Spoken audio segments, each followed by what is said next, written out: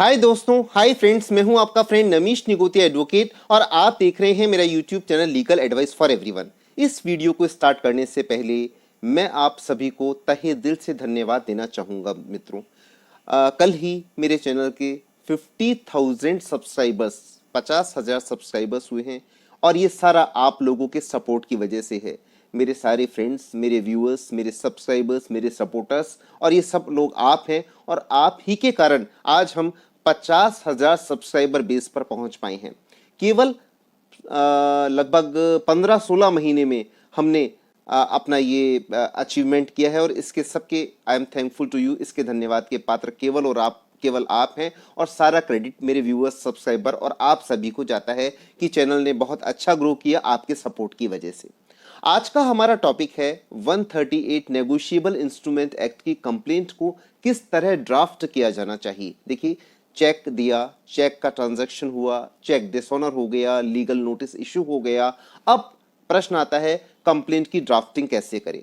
तो मेरे बहुत सारे व्यूअर्स, सब्सक्राइबर्स कहते हैं कि सर आप हिंदी लैंग्वेज का ज़्यादा यूज़ करते हैं, तो इस वीडियो में मैं कोशिश करूंगा कि मैं दोनों ही लैंग्वेजेस में इस बात को एक्सप्लेन कर सकूं कि 138 नेगोशिएबल इंस्ट्रूमेंट एक्ट की कंप्लेंट की ड्राफ्टिंग कैसे की जाती है। How should we draft the complaint under section 138 of the negotiable instrument act when a cheque became dishonour. तो सबसे पहले हम उसमें कोर्ट का नाम लिखते हैं, माननीय न्यायालय का नाम लिखते हैं जिसका कॉम्पिटेंट जुरिसडिक्शन होता है। First we have to write the name of the competent court having the jurisdiction.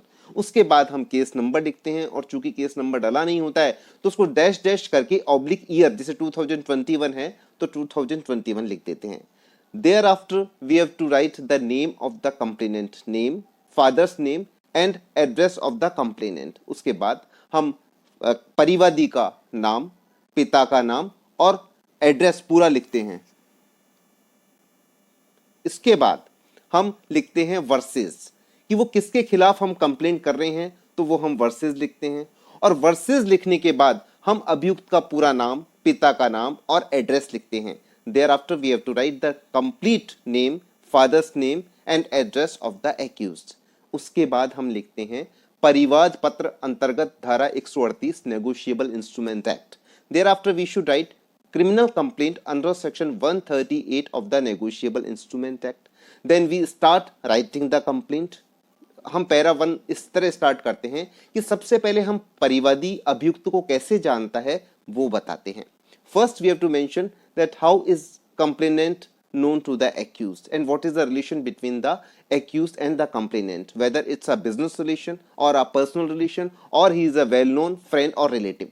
हम ये बताते हैं कि परिवादी अभियुक्त से व्यापारिक संबंध रखता है या वह अभियुक्त का कोई रिश्तेदार, जानकार या दोस्त है और क्या बिजनेस ट्रांजैक्शन हुआ है। उसके बाद हम लिखते हैं एक्यूज ने परिवादी को चेक क्यों दिया, why the accused has given the cheque to the complainant. It is because of some business transaction or it is because that the accused was required to pay the loan amount or any debt।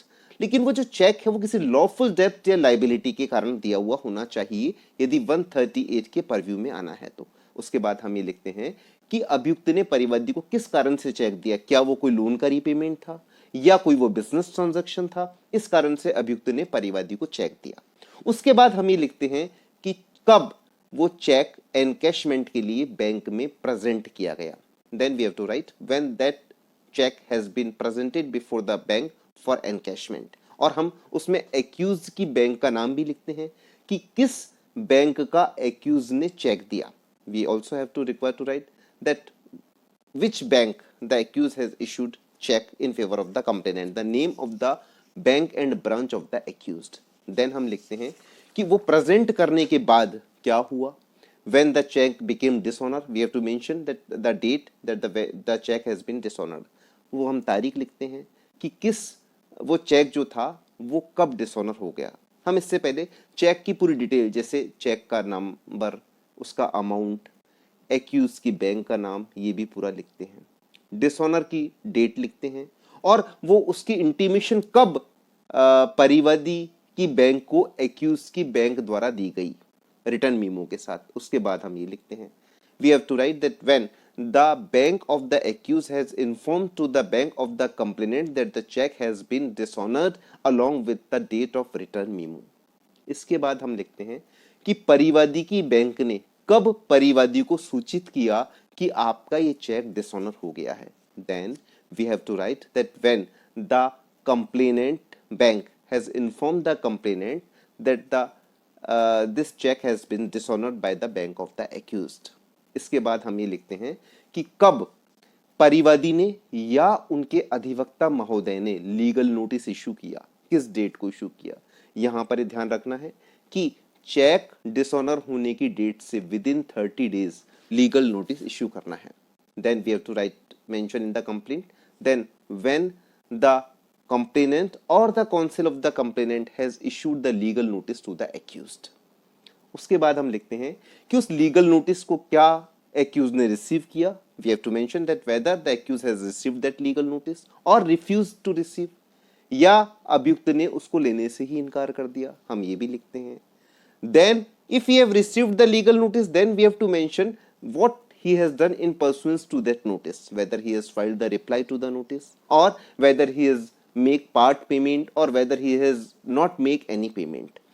हम ये लिखते हैं कि अभियुक्त ने उस notice को प्राप्त करने के बाद क्या उसका कोई जवाब नोटिस दिया, या उसका कोई पार्ट पेमेंट किया, या उसका बिल्कुल भी पेमेंट नहीं किया। इसके बाद हम बड़ी महत्वपूर्ण बात लिखते हैं, वो लिखते हैं कि कॉज ऑफ एक्शन कब अराइज हुआ। वो कॉज ऑफ एक्शन जब लीगल नोटिस के टाइम पीरियड जो मैंडेटरी स्टैट्यूटरी पीरियड है वो पूरा होने के बाद कॉज ऑफ एक्शन अराइज होता है, क्योंकि हमें 15 दिन का टाइम देना होता है उस लीगल नोटिस में। Then we have to mention that when the cause of action arises after completion of the statutory period given in the legal notice after 15 days of course। उसके बाद हम ये लिखते हैं कि इस माननीय न्यायालय को परिवाद पत्र सुनने का श्रवणाधिकार व क्षेत्राधिकार है। What does it mean? It means that this honorable court is having the territorial jurisdiction to hear and adjudicate the complaint। अब टेरिटोरियल ज्यूरिसडिक्शन आज की डेट में हम वहां बनाते हैं जहां पर कंप्लेनेंट की बैंक सिचुएटेड होती है। As on today the complainant bank situated the competent court having that jurisdiction. जिस कॉम्पिटेंट कोर्ट के ज्यूरिसडिक्शन में कंप्लेनेंट की बैंक होती है उसका हम टेरिटोरियल ज्यूरिसडिक्शन बनाते हैं। We also have to mention that the complaint is filed within a period of limitation. हमें यह भी लिखना होता है कि उस 15 दिन पूरे होने के बाद जो नोटिस पीरियड था उसके पूरा होने के बाद विद इन 30 डेज हमने कंप्लेंट फाइल कर दी है, इसलिए कोर्ट को ये कंप्लेंट को एडजुडिकेट करनी चाहिए। इसके बाद हम रिलीफ क्लॉज लिखते हैं, अनुतोष लिखते हैं। पहले मैं हिंदी में एक्सप्लेन करूंगा फिर इंग्लिश में एक्सप्लेन करूंगा। रिलीफ में हम ये लिखते हैं कि यह परिवाद पत्र को स्वीकार किया जाए और इसके बाद परिवादी को एक्यूज्ड से जो चेक अमाउंट है उसकी दुगुनी राशि दिलवाई जाए और अभियुक्त को विधि अनुसार सजा दी जाए जो 2 वर्ष तक की हो सकती है। Then we have to mention in the relief clause that the complaint of the complainant may be accepted and the complainant be awarded double the sum mentioned in the check and the accused be sentenced as per law। विधि अनुसार सजा दी जाए। अब प्रश्न उठता है कि इसमें क्या क्या प्रिकॉशंस रखने चाहिए, ये बड़ा इंपॉर्टेंट है। तो देखिए प्रिकॉशंस की बात यह है कि सबसे पहले तो परिवादी को परिवाद पत्र के हर पेज पर हस्ताक्षर करने चाहिए। The complainant is required to sign all the complaint papers on each and every paper of the complaint. Then उसको वकालतनामा हस्ताक्षर करके अपने वकील साहब को देना चाहिए। देन सारे पेपर्स की एक जीरोक्स उसको रखनी चाहिए।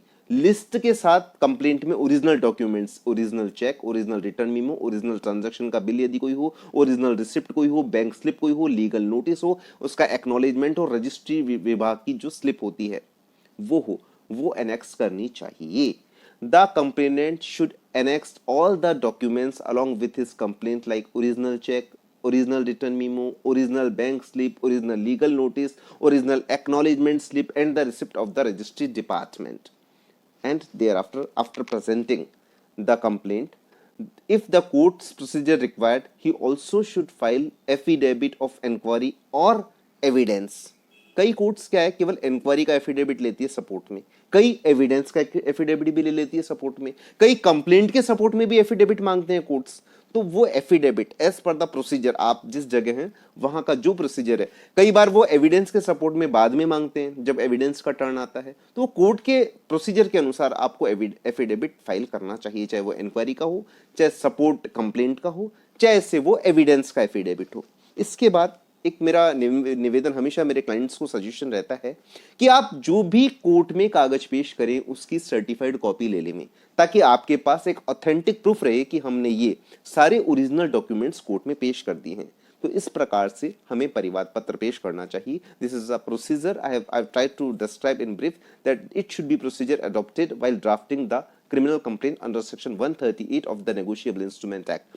Thanks one again from the bottom of my heart. Then my subscribers base reached and crosses 50,000. Thanks a lot. आपको तहे दिल से सभी को धन्यवाद।